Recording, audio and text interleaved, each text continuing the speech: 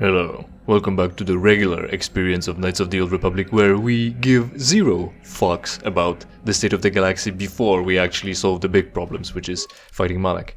And just as I say that, I choose to go to Yavin, which is pretty much a PC exclusive area that was not available when the game came out on Xbox. Because we've never been there, and I said that I'm gonna show it off, although there's hardly anything going on there, so hopefully we'll spend very little time there. Let's go!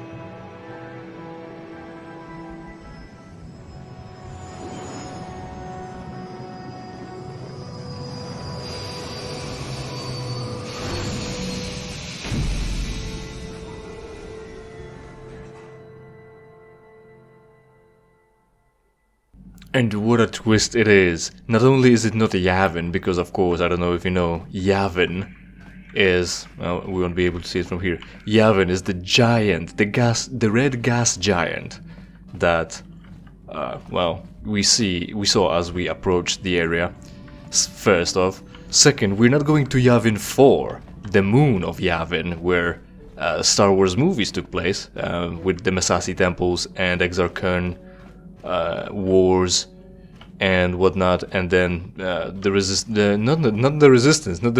rebellion stationed, and we are going to a space station orbiting just Yavin, I'm pretty sure.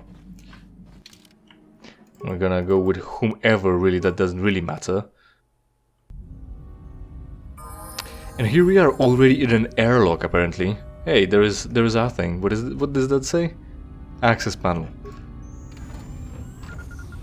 And it just opens the thing and lets us go to Ebon Hawk. So we can just dock here. No one called us in, no one called us out either.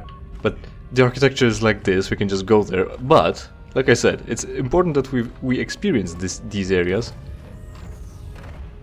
It's a pretty cool door. It's rotary, it's only a half of it, and it picks up each part after a piece of rotation. I like it. It's a cool design. That's also interesting. There's like a dome over there, pretending like there is inside, and the parallels would make it look like whatever you see through the glass is just an image of a three-dimensional space that's curved by the whatever this material is. I said glass, but it just might not be. But it is like a dome with just texture squeezed into it, just to create that illusion. And are we close enough to start talking to the guy? No, not yet. We're just going through tunnels upon tunnels until it really hits us. Is it here yet? Yes, it must be. There's the bridge and all stuff. Eh? Eh? Who's that? What do you want? I recognize your ship. Davix, isn't it? But who are you? You new or something? And here we are, after almost all the game, we connect back to Davik. We mention him again, because again, this is non-linear. We can go wherever we want, whenever we want. We could have visited this place right after Taris. But our options, the regular options, are, yeah, I'm new, very new. I don't know what you're talking about. Force persuade, open this door, I am your friend. Open this door, I'll blow my way in.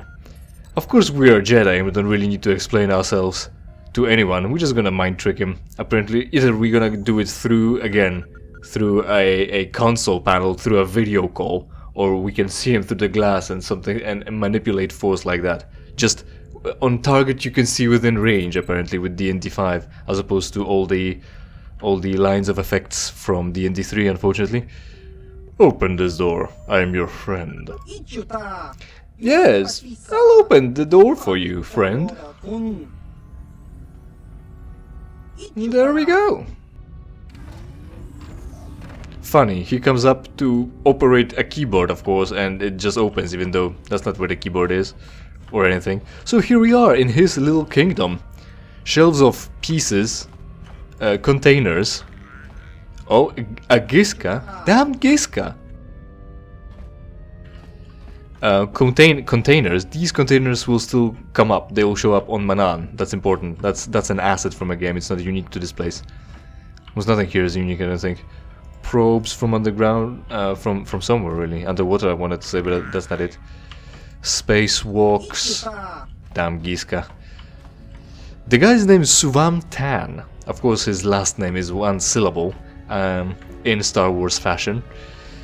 There is nothing really going on. It's pretty dark in here, even without the reshade. And that's pretty much the extent of the area, really. The most important part is the guy here and what he's got to offer. And what he's got to offer is access denied. Nah, his access is available. It's not denied. But just again, just two doors put up there with, I think, again, the dome to pretend like there's a 3D space behind there. But no, this is just an outpost. And of course we've got a great lovely little skybox, which is of course inaccurate as usual, because the red gas giant and the moon are gonna glow so brightly that any other star is not gonna be visible on the night sky. Because we're not on the night sky. Like, you can't see stars when the moon is up. That's the whole thing. Again, also, if you just so happen to be believing that NASA is fake, space travel is fake, and that the Earth is flat, you can't see stars when the moon is up. So when we have our telescopes looking back at Earth, and it's all shiny because we're capturing the day side of the planet, because if we were capturing the night side of the planet, there wouldn't be anything to see, because it's dark, it's night. The light reflected off of the planet is gonna be blinding the sensor to the smaller stars in the night sky. So of course you won't be seeing anything. Where's the Giska though? I keep hearing it. It keeps squeaking. Maybe it's a problem he's got. Also, one more thing. I don't know if we're gonna come to it in conversation. We can, again, as you could see, his weak. His mind is weak, and we can easily manipulate him. And we can shove a bunch of Giskas down his throat. When we still have them from Tatooine, he'll take them. Alternatively, we can dispose of them where we're going next, which is almost a secret. Almost a secret. I don't know where that Giska is. Anyway, maybe he'll mention it. So, Suvam Tan, what could you possibly offer us? You don't look like I thought you would. Too human. That's racist. Don't see many of your kind out here at all anymore. Not since the war, at any rate. What brings you here?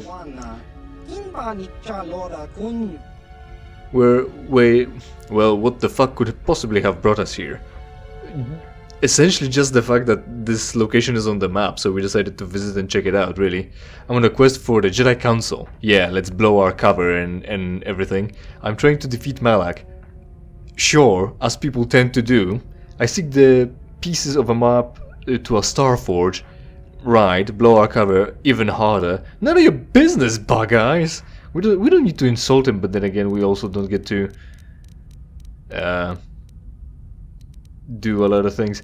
We're not gonna talk about Malak. We're definitely not gonna spill the beans of the secret Star Forge. It's fine that we are a Jedi and we're on the Jedi Council's quest, so I think that's neutral enough. It's still vague enough. Jedi are still operating and sending their lackeys, the Padawans and Knights, to do things in the galaxy. I'm on a quest from the Jedi Council. The Jedi Council? Don't tell me you're a Jedi. You sure don't look it.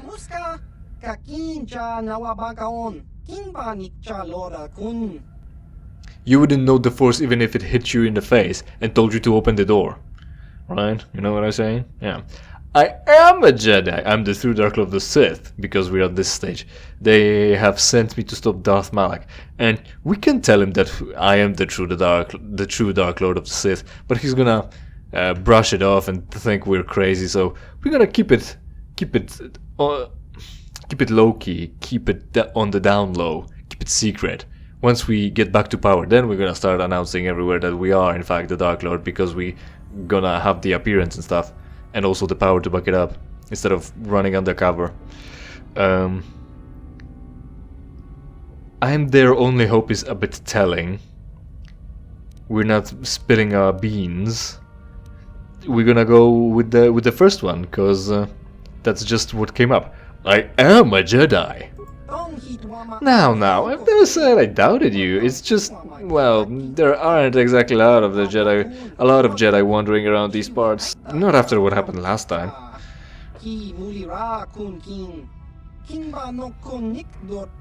What could have happened last time? What happened before? What have you heard about the current war? Tell me about yourself. So we're going into nitty-gritty, almost. What happened before? Eh? What?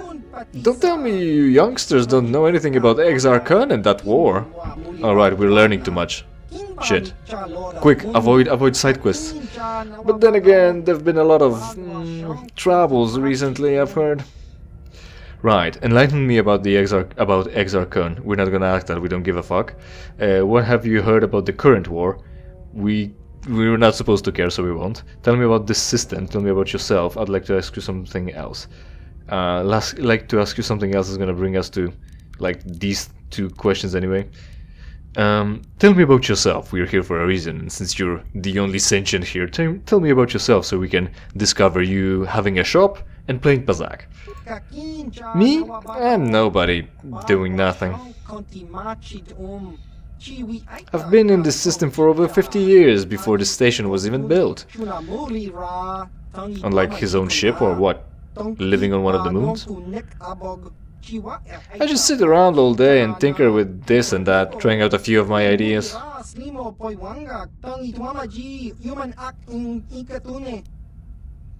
Then why did you come here? Tell me about the system. You're an inventor? Do you have any gadgets you'd be willing to sell me? I'm not really interested in more questions right now. Yeah, why did he come here? We won't know, we don't give a fuck. Tell me about the system. We don't really give a fuck, we're here. You're an inventor. At least a repairman. And the purpose of this place? Do you have any gadgets you'd be willing to sell me? Yeah, I have a few things kicking around the place. Stuff the Trandoshans and smugglers have brought for me to look at, and a few things I've been making from parts.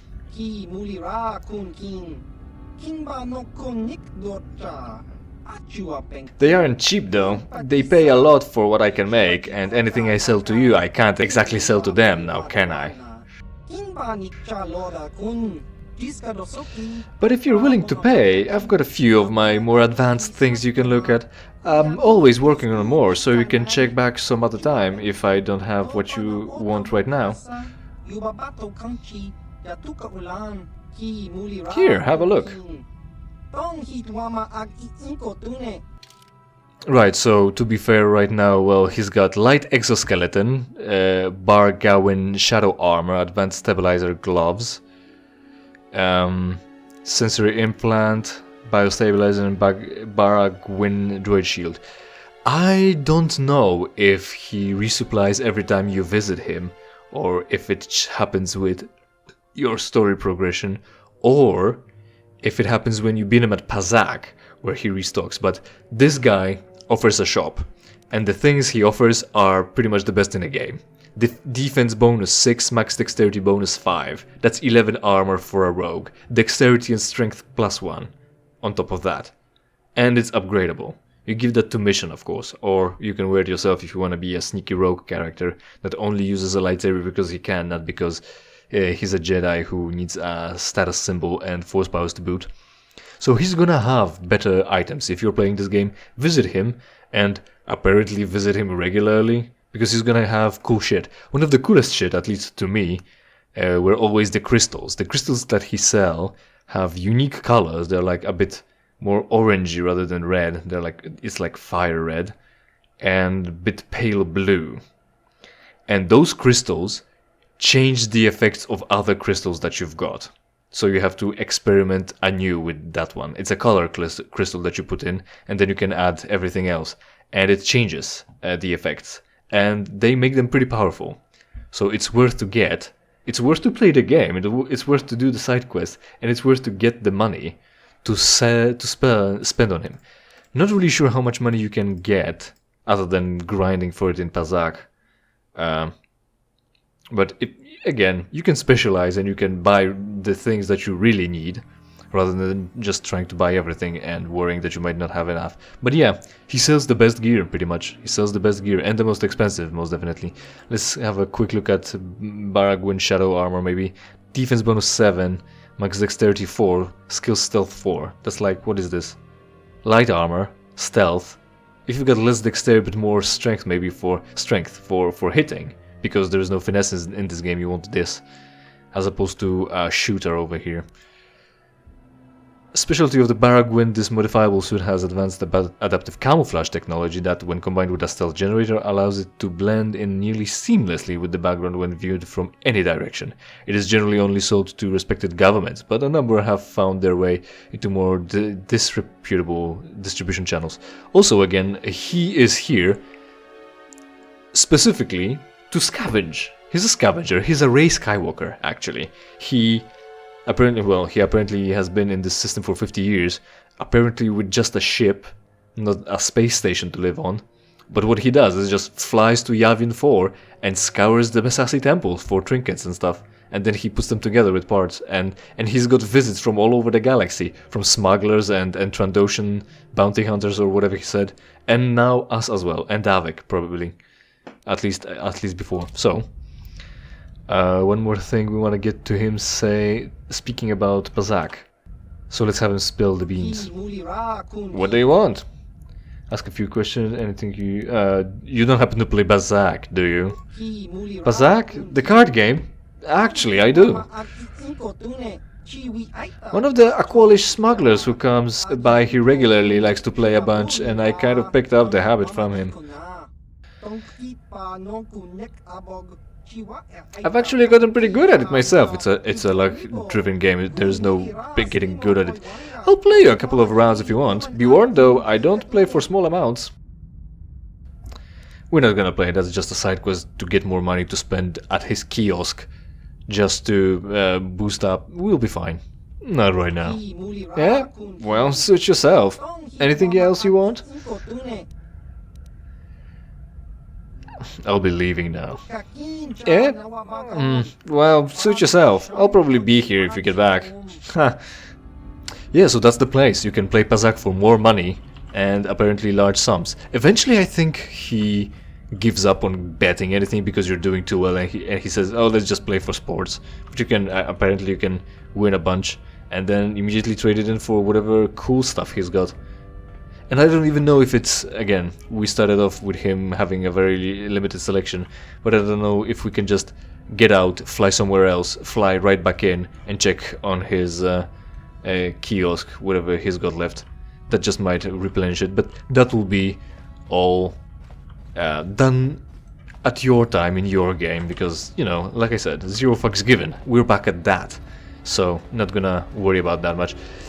I am gonna level up my guys here. It will slightly help eventually on our travels. So, how are you here? You were just right there. I remember. I saw you. I've got video evidence of that. So yeah, I'm gonna level up these guys. Do I need to bring up my notes because I don't. Are we level 20 yet? Yes. We just might be. So I'm 19. So I don't know. At 16 I'm gonna give him a level advancement, attribute advancement, and I don't remember which one I should give him. But I'm gonna start anyway. Skills is simple, of course, treat injury because he can't afford anything else. Feats will be easier, he's got all the force things. Attack bonus with melee weapons, that would be good for his lightsaber, but really, he's not a melee fighter. But then again he buffs, so maybe he'll run in. +3 bonus to blaster bolt deflection rolls. We could give him that, and then this. That will increase his survivability. What is this? 2 bonus to all saving throws, reflecting the character's extraordinary physical conditioning. Well, really, considering how he spec, the most he can benefit from is survivability. And not everything will shoot blaster bolts. We already fought animals, especially on Korban. No, Kashyyyk. So maybe actually conditioning? Improved conditioning? What do you think? Or more health? Like, I'm thinking about all this critically, and now he's not spec'd for fighting. So a lot of fucking things should just go away. I don't know, maybe we should just finish up on this one. That hardly matters. Did I pick this one? It hardly matters, he won't be really attacking. But then again, he's not... give him an attack, fuck it, give him an attack. Force powers, of course, force speed, because that will give him more attacks and better defense against survivability. We've got 2 force powers left really to pick, but it's completely within our grasp. Or maybe... because master speed doesn't give it to the whole party. Such speed, the duration of the effect's movement speed is doubled. Let's give him master valor, because that affects the whole party. So let's go with that. And that's acceptance. Level up to 16, attribute, unfortunately. Charisma, wisdom, dexterity. And that's level 16. We can pump 2 more into something. Modifiers to force-related feats. To feats? Wow, the charisma is almost useful. One way or another, we're gonna go with wisdom. I'm pretty sure both remaining points to get to 18 for the next modifier change, and more force powers and make his forces harder to resist. He does actually have something a bit more offensive, of course. Treat injuries, powers, speed this time. And next, of course, the same things other than something offensive, I said. A force wave, yes, that deals damage as well. And stuns enemies, so it's worth it to not be something that the enemy can resist. And next we should probably go into force shield, maybe? Oh, I still have 1 point to spend right now. Stasis makes it so that we can't really hit anyone. This power does not affect droids. Can lull the senses of a group, placing a hostile creature within a 10-meter radius of a target enemy. The catatonic stasis, the victim remains in this state for 12 seconds, but a successful fortitude. Wisdom charisma means the target is slow instead of stunned. Oh. But I'm pretty sure you're not able to attack people within stasis field. If they resist, they're slowed, so at least that's pretty cool. Force breach could be useful for him. But I said shield, maybe? Plus 4 bonus to defenses. What is this? Force powers attacks. Increases survivability. But these are like personal buffs, so we don't really care if he would be able to provide that to the whole party, and it never says that. This power's activity, the Jedi is temporarily granted 6 bonus to defense. Maybe it says so in the first one? The Jedi, not the whole party. Not even Master Speed, which is weird because it's got 3 icons to represent like a whole party, 3 people in our party always. If you can just keep buffing yourself and not achieve anything, you might as well just do something offensive again and take force breach in case mine doesn't work or I want to focus on dealing damage right away. So that will be you then. Feats. Got the fighting, blaster bolts. Why is he skilled in blasters again? Because developers decided that would be flavorful and make him more useless. Saving throws are more important. Let's go with saving throws. We can avoid all the damage. Or just take them anyway. I think it's more efficient to not get hit rather than to soak up more damage. Let's give him shield. That gives him also a bonus to saving throws.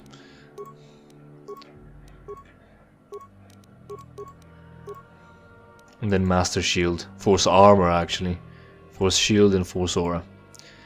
Yeah, that'll be pretty much it for him. Oh, and 1 more level of course. So anyway, we're picking wisdom because what else is there to pick? Charisma, but it's either one or the other, and like I said, he still has something that he can use against others rather than to just cast on himself and the party. Problem is, the more buffs we give him, the more time he'll spend buffing just himself instead of really providing for the party. And anything that's offensive is dark side, which wouldn't fit with him considering he's kind of light. And he'll take penalties to costs. I don't know, man. Give him this force resistance. That'll be it for him. However, T3 is pretty straightforward. It's not like... Well, anyway.